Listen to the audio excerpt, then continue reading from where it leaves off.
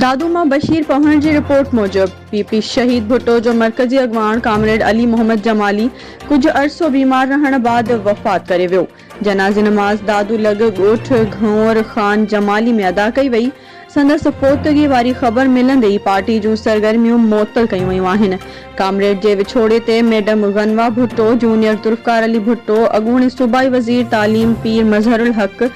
सरदार ज़ादा मीर तैमूर खान पंहर, PPMPF पीर मुजीबुल हक, press club दादू जे सदर साबिर हुसैन भंड, वडेरो बाबू पंहर, मामा शहजाद भंड, वली चांडियो, कामरेड सिकंदर भुट्टो, इनायत अली जमाली, लियाकत अली भट्टी, प्रोफेसर इरफान कल्होड़ो, वापारी अब्दुल्ला खान खोखर, वसीम खोखर, मुमताज अली भंड, गुलण भंड, डॉक्टर अब्दुल करीम मीरानी, बांधीमा गुलाम सरवर ब्रह्माणी, मदद जमाली, डॉक्टर मंजूर जलवाणी ऐं ॿियनि संदसि वारसनि सां ॾुख वंडियो।